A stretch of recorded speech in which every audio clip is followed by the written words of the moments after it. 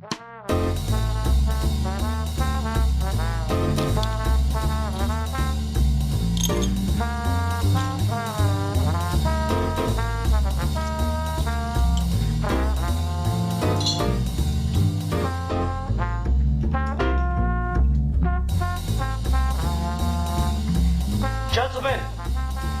the time has come once again to discuss things.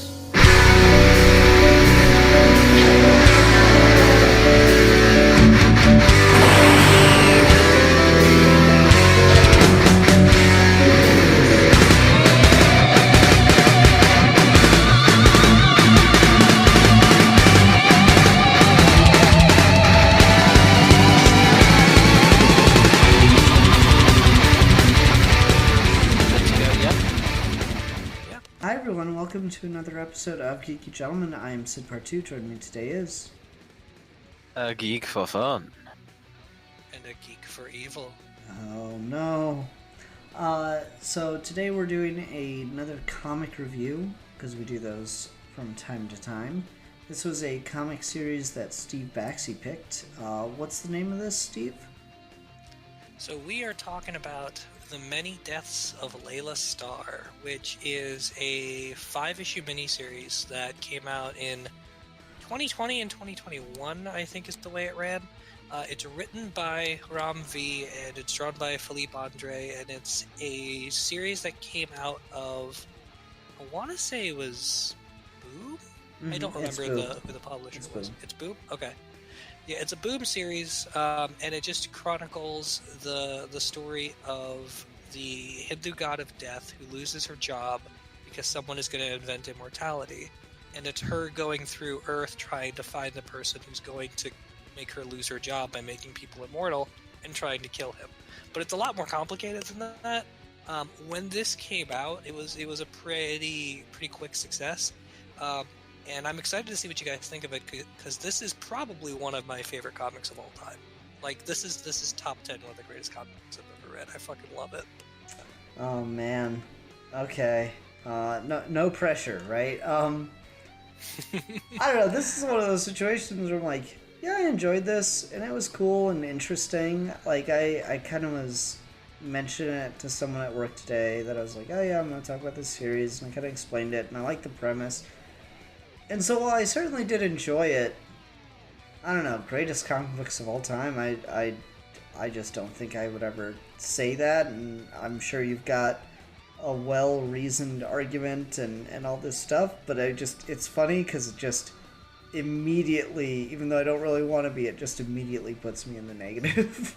Because I'm like, it's good, but like, greatest comic books of all time, Steve? Yeah, man.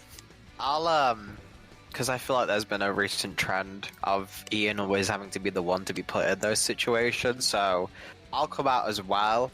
I really like this book, but I'm with you, Ian, as I don't quite think greatest comic books of all time either. So I'll be curious to see Steve's argument for this, and this is one that, because Steve and I talked about this a little bit before when he was helping like choose a topic for this, because this was on my reading list, because it's kind of included in a big list of comics that were like very critically loved, like very kind of like, these were the non-cape comics that people went crazy for, and like these are like the comics of like this era that are defining what the comic medium is, and so I really want to get around to reading them. I can see why this got those accolades and like praise, and I think it is really, really well done, and I do really like it. I can't think of like any flaws at the top of my head, but I also didn't get blown away by it in the same way. So I'm wondering if talking about that one maybe changed the perspective to see if there's anything I missed. Cool. So Steve, begin your reasoning for why this is one of the greatest comic books of all time. Like, just, my God, No Steve. pressure, Yeah, right? no pressure. Alright, so the thing about this immediately that's interesting is when Alfie and I talk about like books you want to read when you're in a particular headspace, Alfie always mentions how when he's in a sad place he wants to read a happy book, and when I'm in a sad place I just want to read a sad book. And this is the biggest exception to the rule I've ever had for me, where this is a book where, like, if I'm sad, I can just read this and get from out of it one of the most joyful, optimistic things really out there in the mainstream comics, especially in the indie scene, because reading indie comics can kind of feel like a chore sometimes, because everyone's always trying to do effectively the exact same thing. Like, if you're not trying to chase trends with whatever's popular on TV by making every fucking book a big epic sword and sorcery thing, like Game of Thrones when that was on, or making everything a zombie book like when Walking Dead was on. If you're not doing that, you're trying to do something that's like really dark and really experimental and really brutal, and the kinds of things Marvel and DC won't let you get away with, like what if Superman ripped out a dude's spine or things like that. So this is a fun exception to that, because in that realm of indie comics, in the same realm that on one side is publishing something like Department of Truth, you get this, which is a really small scale in retrospect, a really small scale story that has a really uplifting message all throughout it, but is also told in this way that's more like a fable than it is just a straightforward narrative. Like, it feels like something that could just as easily have been like a YA graphic novel. It's one of those things where it's above all of those other things that are just kind of chasing trends, which immediately makes it stand out. But then you, on top of that, you put this really unique spin on a concept that you have seen in other places but never quite done so well, because it's pulling from so many different sources. Because the other thing you get in a lot of indie comic trends is you get people who are just doing their version of Marvel and DC characters, which is really boring really fast. Like, I really do not fucking care for another person just making their Superman clone in an indie space. It's so boring to see that over and over again. On the other end, you get a bunch of people who are like, who just want to make manga, and it makes you wonder, like, why don't you just make manga? Like, everything that you are writing is just a manga take on a Western concept, so just do the manga instead. And this is a fun amalgamation of all different kinds of influences. It's taken from Hindu mythology. It's got that manga-esque heaven is a bureaucracy thing, which is really interesting. It's an art style that you don't see really anywhere else. Like, there is no one else in this space who draws like this and colors like this, which automatically puts it pretty high up. And then on top of all that, Ram V is just a really, really good writer. And he's got a very strong sense of pace, and he's got a lot of really rhythmic prose that gets you through the book to the point where all 5 issues of this read super quickly. But that also means he's establishing a lot of big emotions very quickly. Like issue 3, I want to say, where she gets to the Chinese temple in the middle of India who's looking for his caretaker who's died. Like, that, the way that issue just kind of gut punches you so quickly, despite how little of that setting you get, is just a testament to how beautifully written the whole thing is. So I really, really love this. I feel like this is kind of the consummate make you feel good about life comic. I mean, I agree with you that I liked a lot of that. The Chinese temple thing was something like, as soon as you said, "Oh, go check in on the one guy that comes to me," I'm like, "Oh no, this is going to be a sad part." And sure enough, it was. I did like a lot of that, and I guess you're right that there is kind of a sameness and wishy-washy. It just keeps coming back to this over and over again. In the indie comic space, like, yeah, too many Superman clones and shit out there. There's so many. Yeah, it's pretty ridiculous. So I see where you're coming from on that.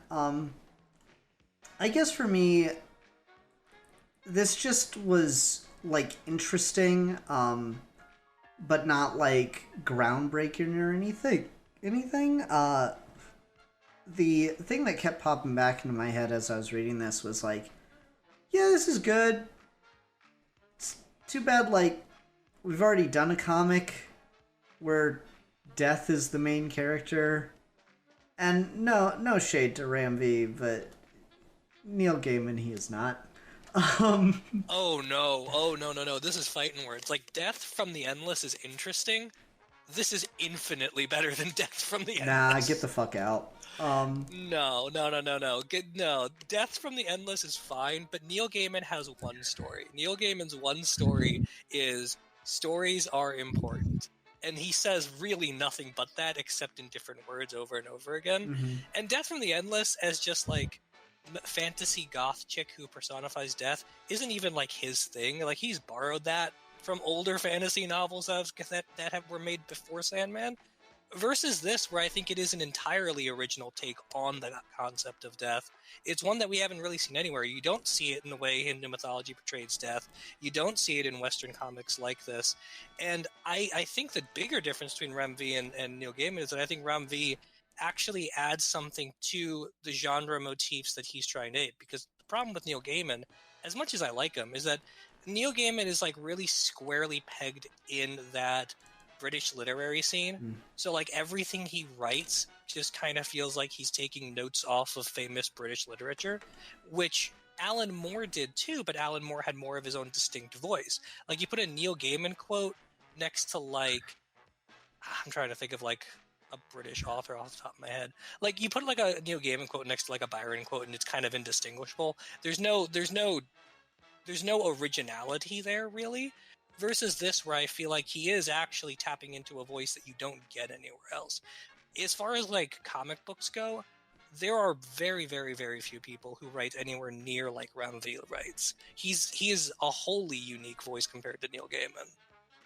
Agree to disagree on that. I can tell you're kind of steeped in it, whereas I'm like, here's my thing is, this I read and I found interesting, and there were a couple parts that I found legitimately touching. I cried reading Death. Like, full on, teared up, cried. This didn't hit me on that same level. So maybe it's that I think that's just better written, that's a more, like, well-rounded and deeper take, or maybe it's just that appealed more to my sensibilities, or that just hit at a different time for me. That's kind of the reaction I came away from this with is, like, I liked it. It's good. It's interesting. It's nice to see something done that's not just, cape shit. But I just didn't have as much of a, like, emotional reaction to it. And it's hard not to compare it to the other thing that, like, within at least mainstream Western comics is probably most famous for creating a character that is death. And is a chick that's just kind of vibing around and stuff. I don't know. It just it hit in a different way for me, and I couldn't help but keep making that comparison. And unfortunately, at least from my experience reading it, it fell short by the thing that it was like almost impossible not to compare it to.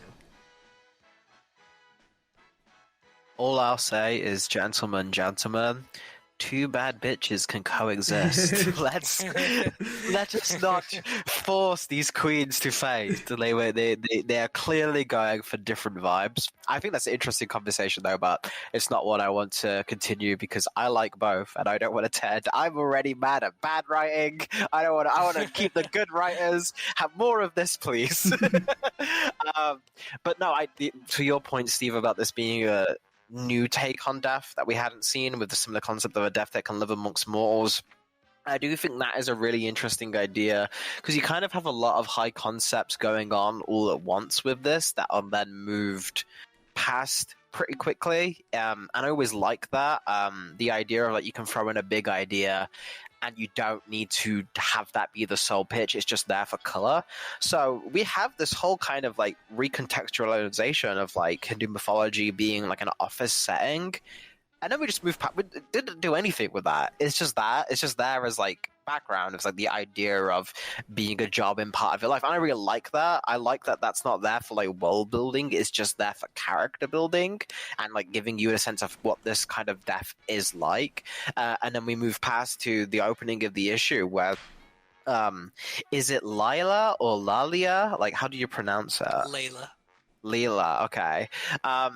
When before she's becomes the host of death, when she just kills herself, and the ambiguity of that, and kind of the sudden nature of that, and then we never go back to that. We never deal with like her as a person again. It's just there in the back the whole way through as we go through the book, and the stuff with the ravens, the stuff with the temple that Ian mentioned, like all of those little moments, I think is a really great sign of confidence as a writer, and something that lets you let your world breathe, but you remain focused on the characters. You let the characters first and foremost inform the world. Everything that is in this universe, in this take on this story, is built around exploring death and exploring Darius and all that kind of stuff. Like, I think that's really, really, really interesting, and that's something that got me straight away from the first issue.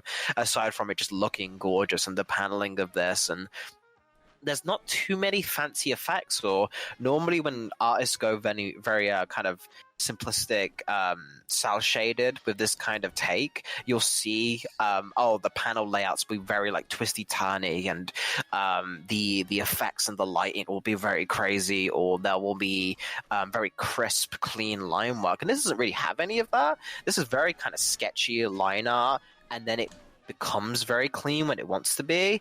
The panel structure is very rigid. We go from like beat to beat to beat to beat. There's not any kind of like breaks in that. The lettering is very clean and elegant and serves the purpose. It doesn't try to wow you with that. It's just, here's what it is as bluntly as possible, and you do that with what you will. And that's kind of how it handles like the emotional beats of the story. Like when you get to the ending, which for me was the most touching part of it, where they're just at the beach, all of that stuff, is they just let you sit with that. They don't try to wow you with it. They don't try to do anything flashy to draw you in. And you could see that might be something where, if we're using the gaming example that Ian brought up, Sandman does do that more.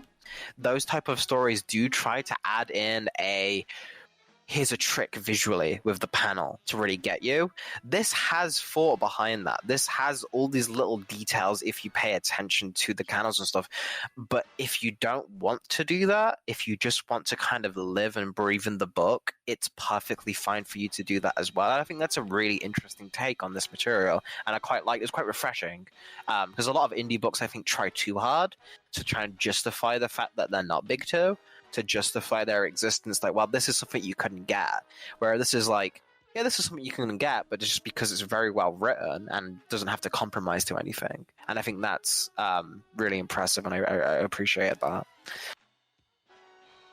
As far as the point you made about the flashiness, the only time it does that I could catch is in the first issue. And even when it does that, it's trying to be really smart about it.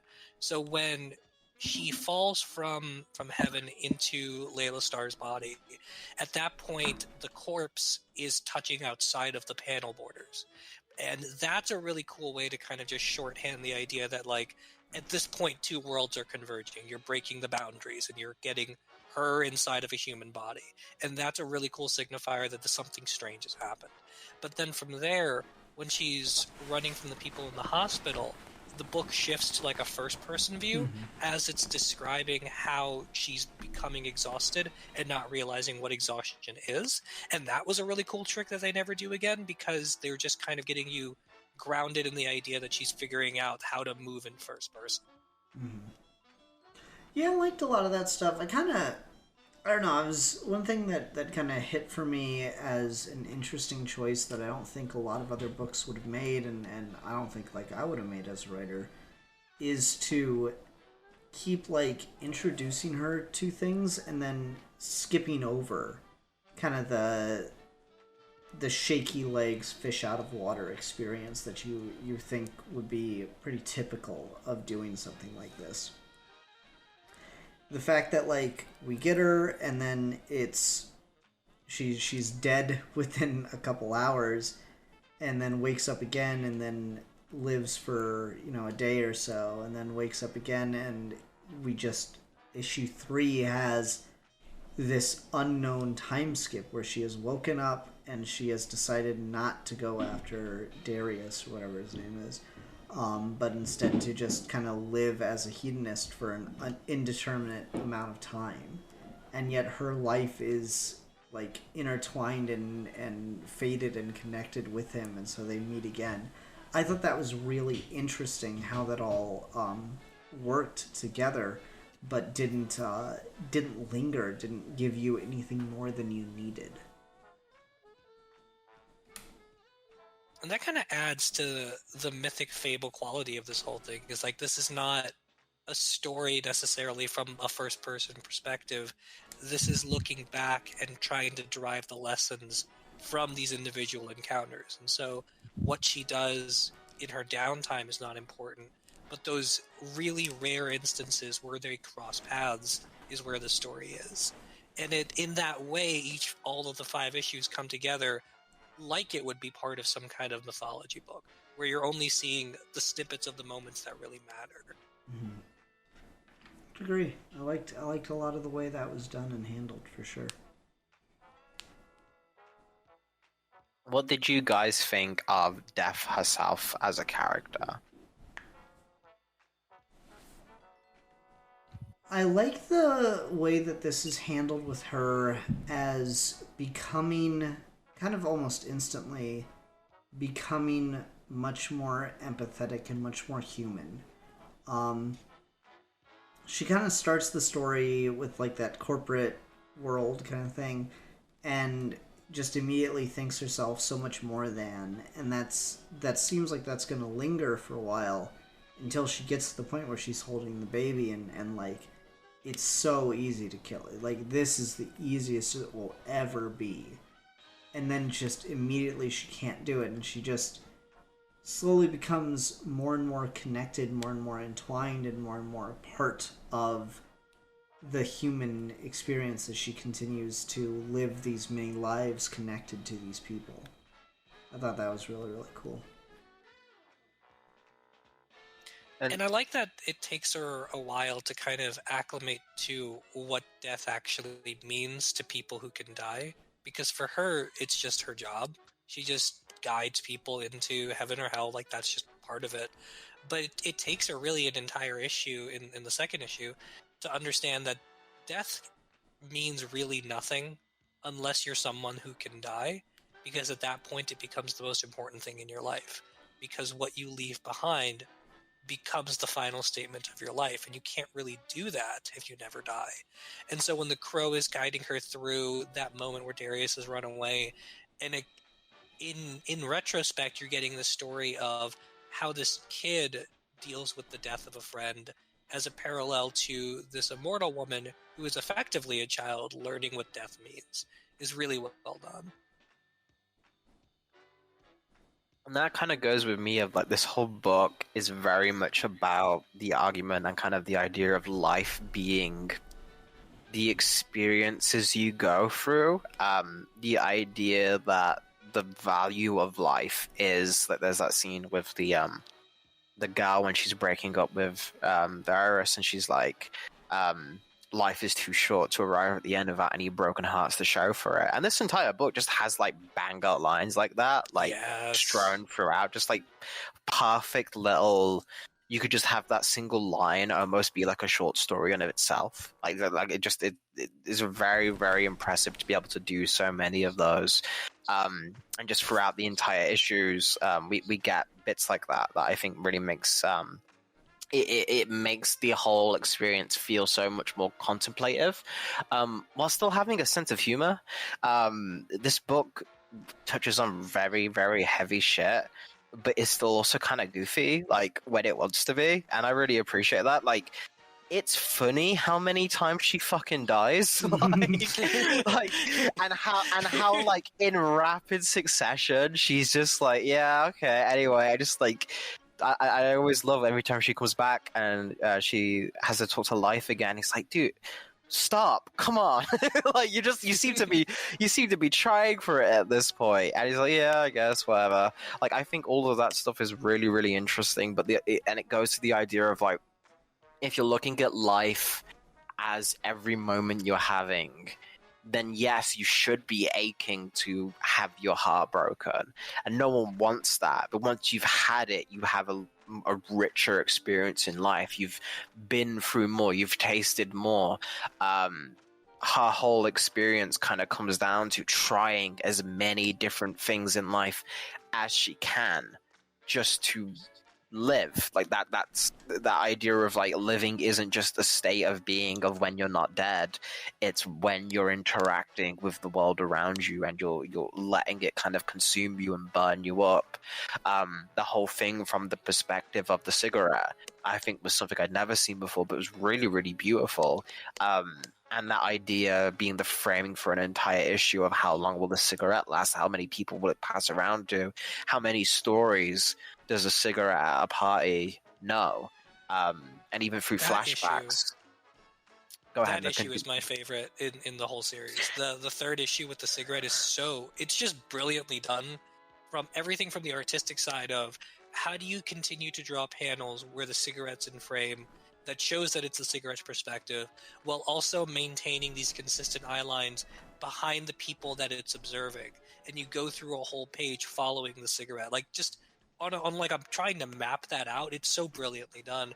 But that issue alone has got so many of the best lines in the whole series, where after Darius is sitting there talking to Death, she has this like incredible not comeback per se, but like she's got this like incredible little dialogue with him about after his girlfriend's broken up to her with him, and she says, "It's what happens when things die. They go away.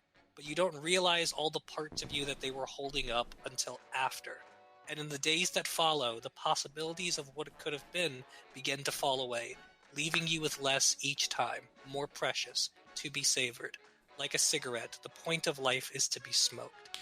And the way he articulates those lines, the idea that in order to live, you have to keep losing things. But if you lose things, you're going to realize just how much of yourself was being held up by the thing you lost in the first place. And every subsequent loss is going to hurt that much more, because you will continue to have less and less to give. And that should be a tragedy, but it's not. That's what makes every little thing special, because the more you lose, the deeper you hold on to the things you have left. And the idea that you can get that so simply from her just holding a cigarette and explaining that cigarette burning out, and the way that time moves differently for the cigarette who dies quickly, to Death who never dies, to the kid who lives a lifetime, that's just absolutely brilliant.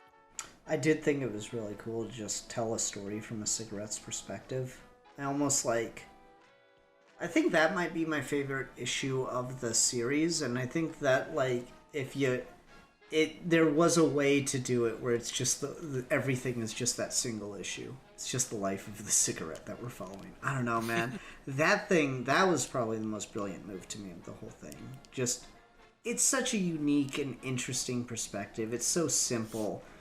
You know, it's kind of funny that these things coincided, because it's just that phenomenological connection where it doesn't actually mean anything, but it means something to me. Because the thing I was listening to this weekend that I haven't gotten back to in years was this weekend I had a strong desire to listen to Cake, the band, again. And one of their more famous songs is Dime, where it's just the perspective, it's a song from the perspective of a dime. And now I read the story from the perspective of a cigarette. And I just, I don't know, what other inanimate objects am I going to read stories about now or receive some from? It's just so perfect, you know, the way that these connections work. But I'm a dime, I'm fine, I shine and I'm freshly minted. I'm silver plated, I'm underrated, and you won't even pick me up because I'm not enough for a local phone call. You know, that's a reference to payphones. Back when you could just use a dime. Yeah, I know. Well, no, not when you use a dime, because it wasn't enough. But anyway, I don't know. It's just interesting little connections. But yeah, the cigarette as the framing device, as the narrator, the story narrated by a cigarette.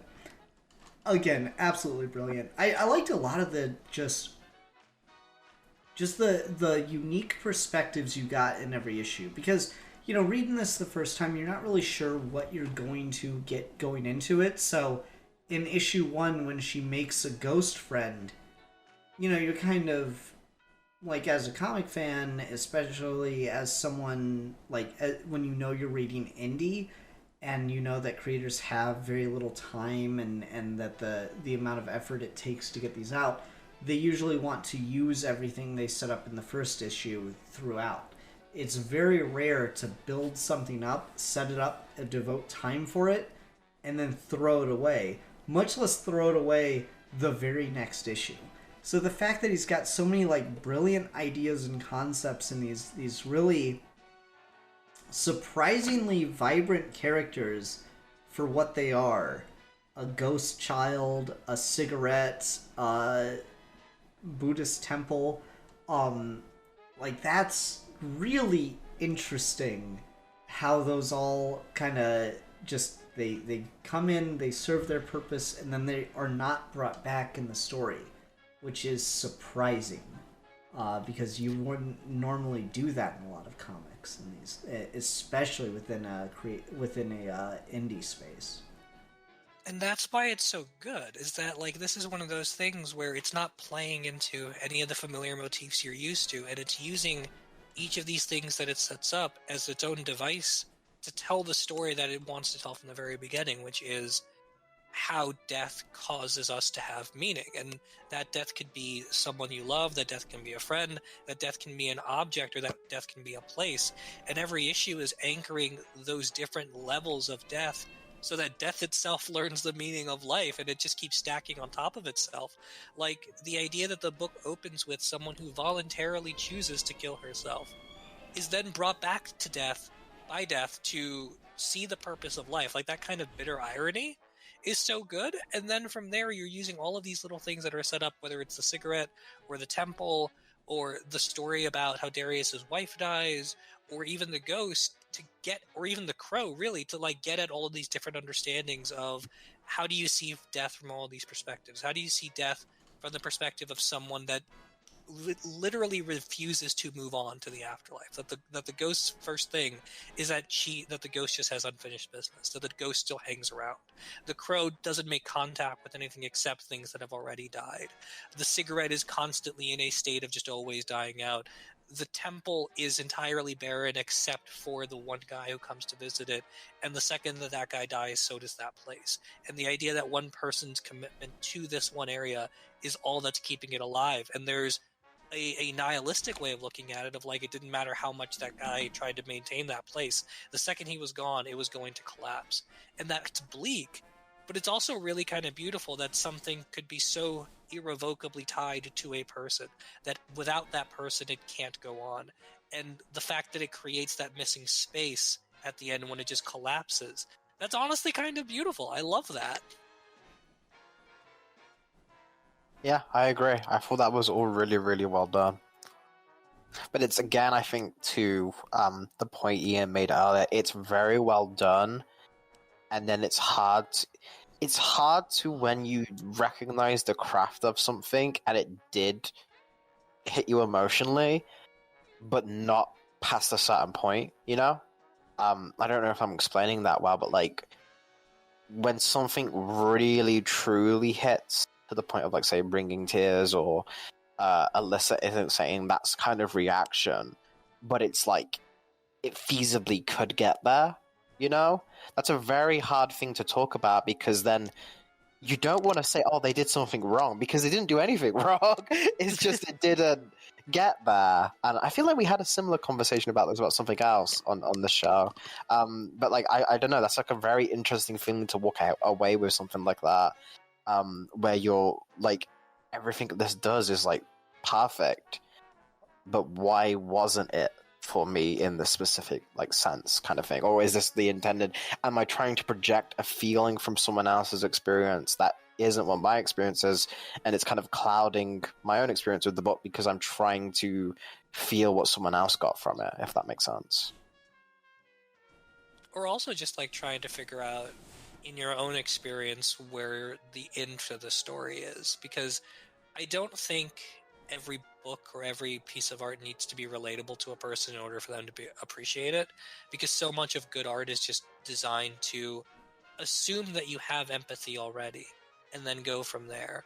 Like, there's no reason to have like a relatable understanding of why Ahab wants to hunt the white whale. Like, none of us have been out on a ship hunting white whales. It's not a relatable book at all. But that feeling of that intensity, of that all-consuming obsession and how that's portrayed is enough of a window into that person that you do start to feel for the narrative. And so, like, there's always, like, trying to figure out what that in is, of, like, maybe I've never, like, tried to heal a puppy that's, like, has been injured. But I get this idea of moving from a really dark place where you're obsessed with all the things that you have lost into appreciating how losing those things have made you richer in the things you do have. And it sounds really simple, but it's done in a way that feels really, really mature, and again feels like it's completely different from the landscape. And so you read this in a vacuum and it's one thing, but when you read it in the context of all the other stuff coming out at the time, and it stands out like a sore thumb because nothing else is doing anything like this. You know, one thing I want to talk about in that regard is that this does one of my favorite tropes, and it does it in just an absolutely fantastic way, which I always like it in stories where a character starts out wanting X, and then by the end of the story they have grown and they've changed, that when they finally receive X, they either don't want it anymore, or they don't know what to do with it, or just like the circumstances have changed in such a way that the thing they've wanted doesn't hold the same meaning or value to them. And so for her to start this story out and be in a place of, well, I want to stop this guy from creating immortality, to, well, I want to just make him realize why that's a bad idea, to, I just want him not to do it, to, oh man, please use it. And then it's like, here it is! Here's immortality. It's like she gets what she wants in the end. Like where she started in this story and where she ended in this story, if like she'd been prophesized, right, it would have been perfect. She'd been like, no, the prophecy said I'm going to get and destroy the cure for death. I'm going to get and destroy the machine of immortality. And she does. But by the time she does it, she doesn't want to anymore. And that's really interesting and just well handled. So I really, really appreciated that about it. Death is definitely like the main vehicle for that theme, but Darius is the other one who does that I really, really love, where you set him up from the beginning of, you know what his path is. He's going to invent immortality. And you go through these situations in his life where he very clearly has motivation building for why he wanted to do that, from his friend dying when he was young, to his wife dying and not knowing what to do about it, to meeting death and confronting her and being so paranoid about this idea that death has literally been following him around his entire life, his girlfriend leaving him because he needed to grow up more, his best friend dying, like all of these situations that amount to, there is every reason in the world why this person would want to be the guy who invents immortality. And then in getting it, there is that really beautiful 9-panel grid where he makes it, and then from there you see him go out by himself and have cotton candy and see a movie by himself and start to contemplate all of this time he wasted away making towards this thing. And then when it was achieved, he decided to just like live a normal life. And that's the thing, that really simple motion of, if I just went out and was like a happy person and appreciated what I could do in a day, then maybe I wouldn't have obsessed over this. And like the regret he feels for not being a better father to his son, but also kind of being accepting of the idea that he had to get to a certain point in his life before that even made sense to him. And so he turns such a massive corner, and by the end of it, he's the one explaining the purpose of why we need death to death herself. Okay, so this is just me as American that doesn't understand other cultures. So like, did anyone else think it was weird that like in the story where Death got fired, that people were like still dying? Was I missing a beat there? Was there some like uncommunicated information or something? I don't know. That was like one thing in the story that was like, I kind of just got over it, but it was still there in the back of my mind. I'm like, But then if she's Death and she got fired because they don't need her anymore, how are like other people in this world still dying though? That was something I got kind of hung up on, not gonna lie. When she's being fired, he says that they're downsizing her department. So I imagine there is a department of Death, and they just cut the figurehead because they figure that after a certain point they're not going to need Death anymore. Well, So see, what they've done the is sense that people- they've developed an AI. Yeah, yeah, no, the AI does it now. No, I got the sense that people are still dying. The idea was just we're going to phase out death now that we know that immortality is coming. Man, I think starting with the top of the department probably not the best idea I've ever heard. But it's a bureaucracy. What can you do? It's true. It's true. They do not make the best decisions. Yeah, I don't know. I just wanted to bring that up because that was like something that admittedly became a bit of a distraction at different points in reading through this. Kind of realized pretty quickly they're not really interested in talking about that side of things, but I don't know. I was kind of scratching my head on that one for probably the first 3 issues, I think. The other thing about this that's like so fun to talk about is you've got these layers where if you just take out all of the word balloons, the art is so expressive that you're getting the entire story from just the way the panels are arranged and the people's faces. But at the same time, if you decided not to have any art at all and you just want to talk to someone through the story issue 1 to issue 5, it can be done that way. It can be passed on basically just by sitting by a campfire or sitting at like your kid's bed and explaining them to the story. And when you do it that way, it sounds like a fable. It sounds like a story that you would read from like the Bible or really any of like the old school Hindu mythology texts. Like just the idea of like one day Death was fired and Death wanted to kill the baby that was going to steal her job. Yeah. I don't know.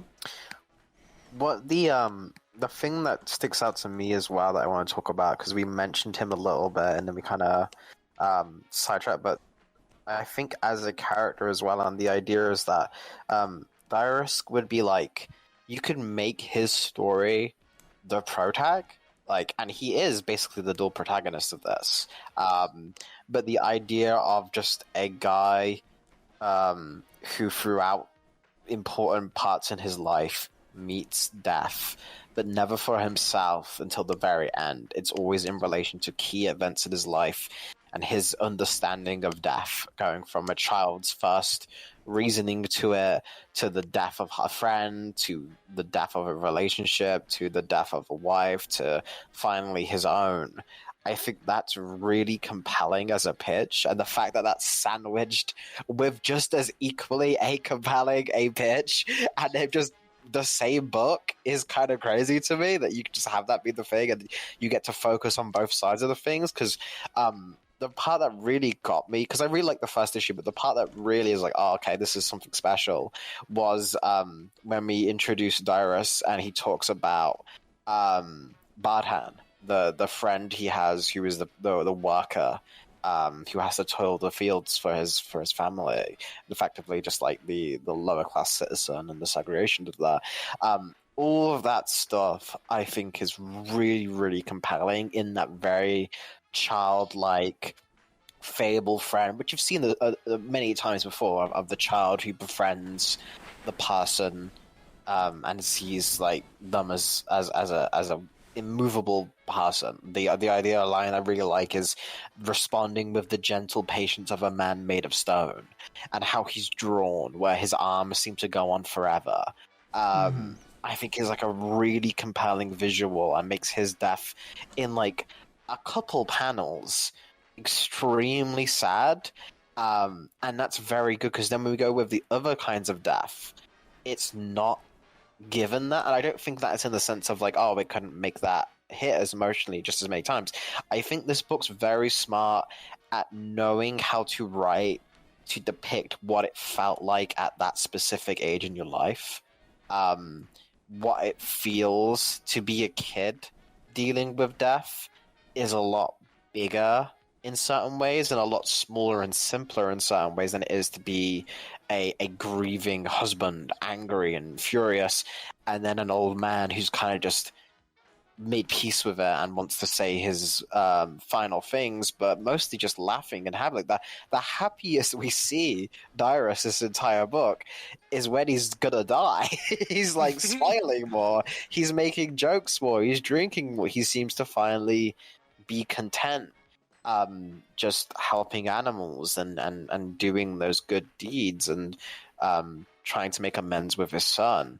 And I think that's a really interesting take on that. Because normally in stories about immortality, you'll either have the immortal person meet an older person who has made peace with their life or wanted to be young or envies them, or the immortal person will be craving for death and that eternal release. It's like, I wish I had that kind of thing. But they both here are just so casual about it. It feels so much more real. Like, if a real person had this opportunity, you could kind of see them taking this choice and believing the emotions in it. And I think that's very, very impressive to be able to pull off something like that and keep it kind of vague and keep it kind of, this entire book, you get kind of little hints and tidbits like, did this even really happen? Was this real or was this metaphor? Was this actually even existing in this way, or is this a version of these events happened but without any of the supernatural stuff? You could believe that to an extent, and I think that's really kind of impressive that that's also not like made as like a twist or as an extra turn of the book. It's just letting you interrogate it and kind of find out for yourself what you want to take away from the material. Yeah, the point about how they're depicting different aspects of death for different ages is a really good one, because it rests so much on Philippe Andre being able to convey this in the art, almost more so than the words at certain points. Because when you have the scene with him as a kid, you're looking at his friend that he made in such vivid detail, with the big a body made of bronze and the big elongated arms, like you mentioned. But then when you get to the breakup issue and point in issue 3, that's drawn like it's a fever dream. That's drawn with all of these weird neon colors and these weird backgrounds and all of this weird lighting, and the way that the word "I'm breaking up with you" is lettered on the page, going from the lips into the ear. Like, that's done as a really surrealist thing compared to the childlike fable you get in issue 2.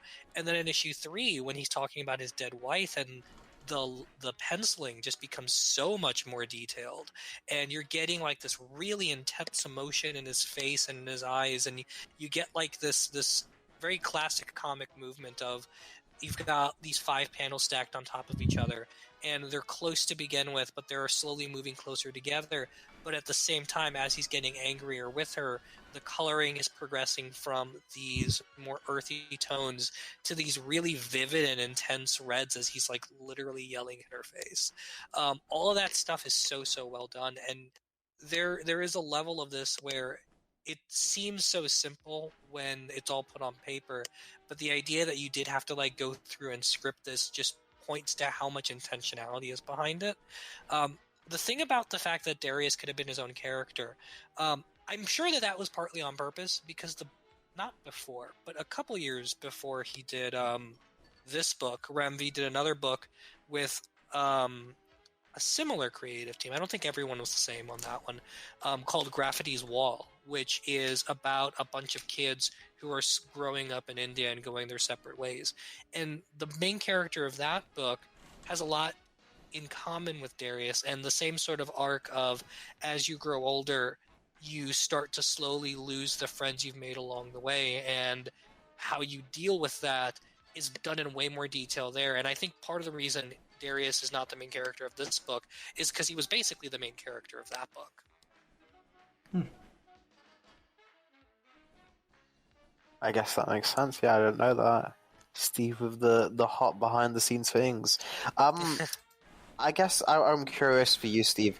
Was there anything in here that didn't work for you, or didn't work as good as the rest of it? I guess I could phrase it that way. I don't think there's really anything about this I dislike. I think this is as close as you can get to like a perfect comic from every level. The lettering is great, the art is great, the coloring is great, the script is great, and it's just structured so well. So like, there's no point of this where I feel like I've tuned out. I read it once as it was coming out, and then I got to read it when it was all collected together, and then I read it again when we decided to review it for this. And every time I read it, it just goes by faster and faster and faster, to the point where like it gets hard to distinguish between issues at a certain level, because I'm just kind of zooming through page one all the way to the end of the book. I just enjoy this so much. I feel like it's just, on a certain emotional level, it really hits. But on a craft level, it's just kind of obsessive at how good this whole book is. And I can kind of just sit here and like dig into each and every page and like, why did they break up the panels this way, and why is the word balloon on this side, and why did they decide to break the borders here and not there, and like the level of like little things in this that are so good and so interesting. In the fifth issue, the poems that get spliced throughout the book as she's going to go meet Darius again, as far as I can tell, those are not real poems. Those are just ones that Remvi made up for this book, because I tried to find that the poet Scars one fucking hit. I liked that one a lot. Oh, it's so good. That one is just beautiful. And as far as I could tell, there is not an Indian poet with that name that I could find. So he just like literally put his poetry on the page, and then and I just fucking love that. Interesting. Yeah, that's cool. Yeah, under a pen name. But no, the Scars one is so good. But then there's just like these little touches here and there where like this whole issue of she had to buy a book of poetry to help her figure out how she was going to talk to this guy. And the whole thing being about her coming to the decision that she understands life and that she doesn't actually want to kill him and that she's sorry for what happened. And the way that she's just kind of finally grasping what it means to be human, because when she looks for words, she looks and goes to art. I love that so much. I think this is a perfect book. I love it. It's interesting to bring it up, because I really don't have any complaints about it as far as like how it's written or the art or anything. I mean, some of the stuff I guess just didn't like really work for me personally. A lot of times I don't like the way the eyes are colored, where they'll just do like the red dots for the eyes or something. But that's not like a problem. I understand that it's an artistic choice to do it, and I don't really have an issue with doing it. I just didn't really care for it. So again, it's a weird one for me, because this whole review, I'm like, no, it's a good book. It is. I just don't think it's the greatest comic ever. And it's funny because I don't have any like one thing I can point to. It's like, and this is why it doesn't work. It might just be that I'm just not in the best headspace to have read it, as far as like thinking about this kind of stuff in my life again.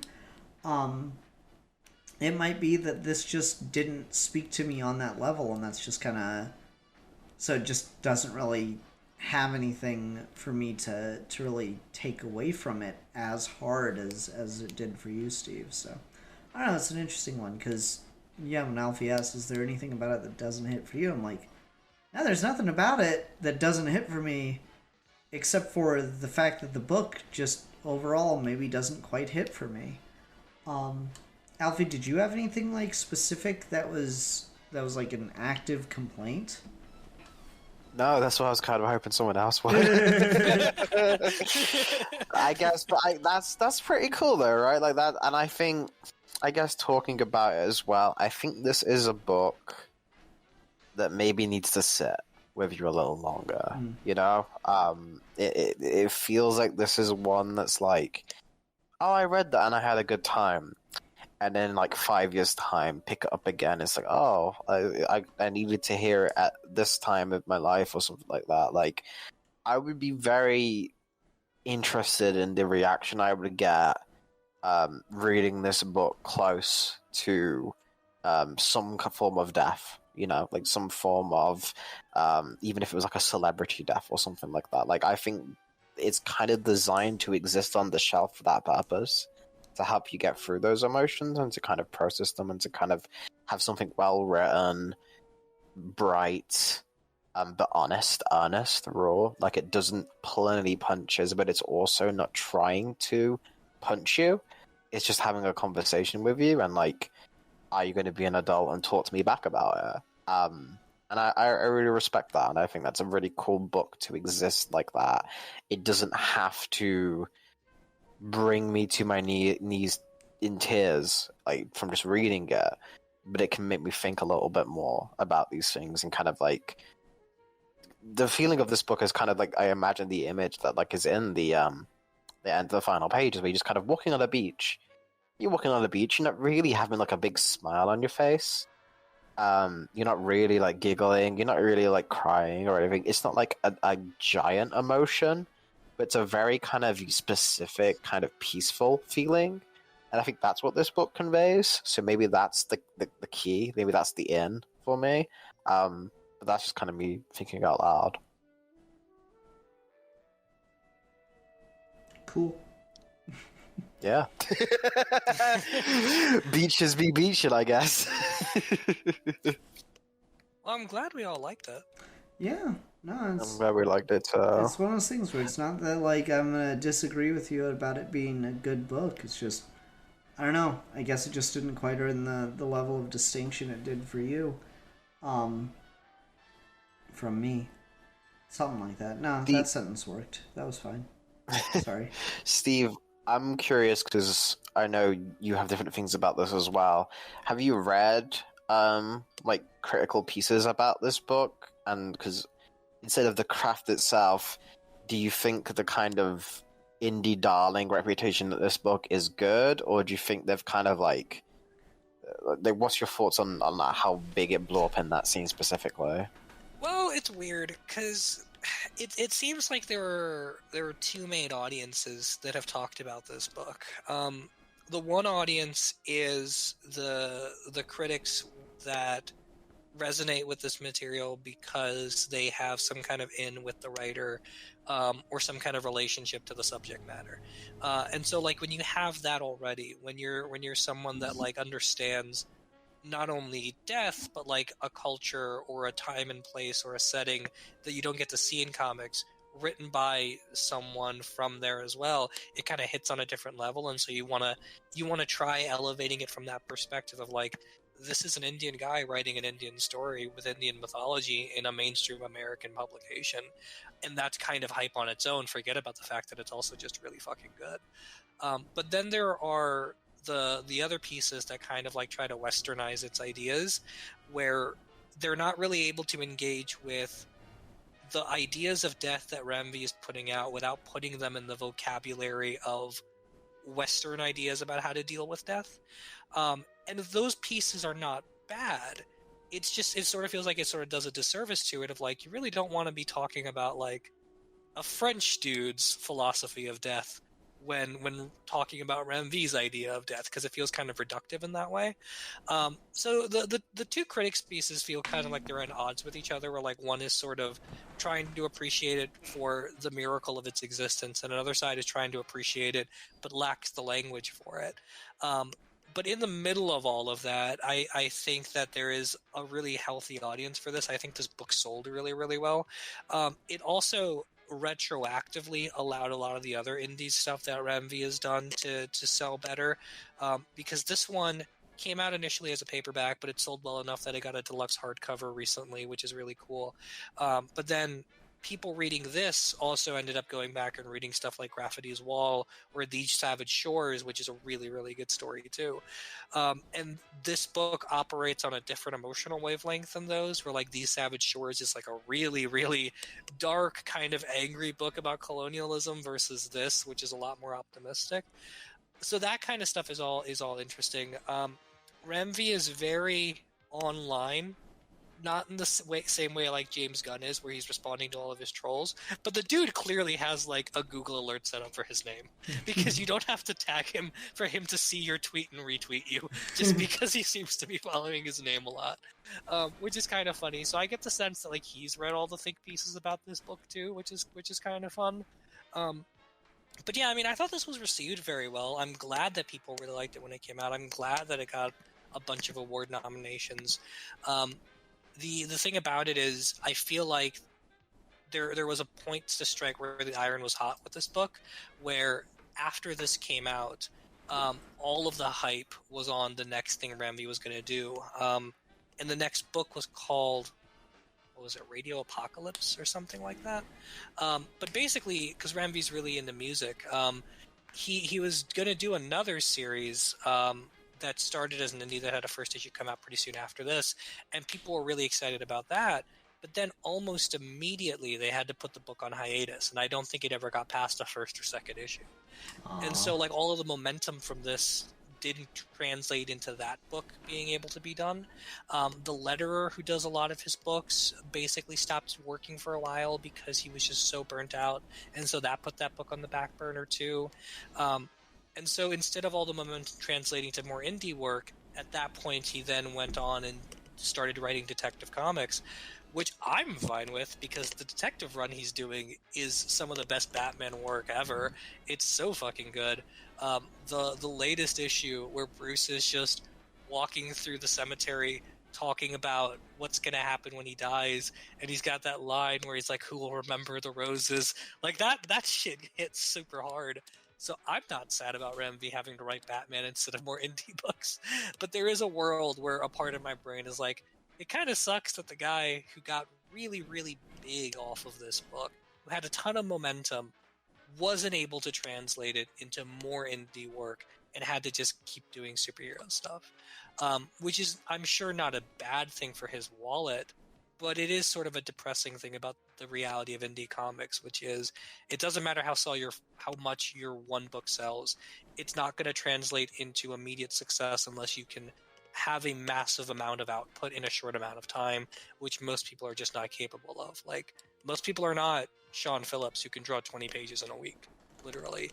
So you're just not going to get that if you don't have the right team for it, which is a shame. Interesting. I don't know. Do you want to see him do anything like this again with, not necessarily like with these gods or these characters, but just anything like a standalone kind of non-cape or even like action, just a kind of life commentary, philosophical book again? Or do you want him to do more just like, I guess, traditional story kind of things? No, I mean, I think this is where his groove is. Like, The Savage Shores is a really good book because it's set in, like, the 1700s, with the British trade to India, and it's basically just about how a group of vampires, except that they're vampires based in Indian mythology, are killing all of the colonizers, and it's really fucking cool. So like that kind of stuff where he's messing with the 9-panel grid and he's got social commentary built into it, that all hits for me way more than his superhero stuff, because I like his Swamp Thing. His Swamp Thing is really good up to a point, but then it just kind of gets boring, and all of the interesting stuff he's doing elsewhere. I didn't care to read his Carnage or his Venom books because I don't care about Carnage and I don't care about Venom. And then I like his Detective Comics a lot, and I hope he stays on that book for a while. But I'd rather he just keep doing shit like this because this is where it's at. Alrighty. I think that might be it. That's all good to me. Yeah, I think that might be it. Let's go ahead and go on to ratings. I'll give this 4 out of 5 stories narrated by a cigarette. I think that's a pretty good thing. Fuck. Okay, what was mine? I'll give. That's why I went first. I'll give this 4 out of 5 shoeboxes left unopened. I will give this 5 out of 5 Hindu gods of taxes with a corner office. I mean, that's pretty fucking good, though. That was fucking really cracked funny. me up. I love that she's like a bitch as well. She comes back and she's like that sniffety bitch always had. I like that there's beef there. That's funny. really funny. I love that Death would like fight the god of taxes. That's so funny. And neither could it's win. literally one of the funniest jokes in the whole book. Yeah. Alrighty. Well, it's on me for next week, I think. I feel like I had something, and now I can't think of it now that I'm on the spot. Okay, this was it. I want to talk about like, we've done topics talking about mysteries and, like, murder mysteries and stuff. I don't want to do that broad. I want to narrow it down and be more specific. I want to talk about the procedural mystery formula of specifically television. Not, like, it gets broadened out. You can put it in, like, movies. We can certainly bring up other examples, but specifically I want to talk about the proliferation of it on television, because I find that Are you interesting. talking, like, specifically police procedurals? Not necessarily, because some of them aren't about police. Like, some of them broaden out, and you got, like, private detectives and just other types of like, wacky characters. Because the thing that put it into my head was the fact that I was talking with someone at work about fucking Detective Conan.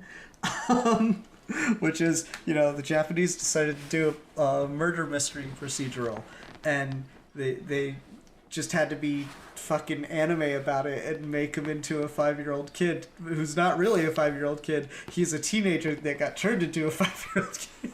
Which is just the most anime premise of anything ever, really. But yeah, that's kind of what got my brain turning about just the murder mystery procedural drama kind of situation. Are you? I gotta ask now. Are you caught up on the 1,083 chapters of Case Closed? No. All right, cool. I was just wondering if anyone had read that fucking far into that series. Fucking One Piece, sitting here, pathetic, next to Detective Conan. Alabama. Yeah. So that's kind of just what I wanted to talk about. We'll get into it. Everyone, thank you so much for watching. Until next time, I'm the Philosopher. I am the champion of the oppressed. And I am the oppressor, making you review comics that you don't want to review. Yeah, you bastard. And we are your geeky gentlemen, and we will be discussing things. Steve, no! Don't make me review All-Star Batman and Robin. Fuck!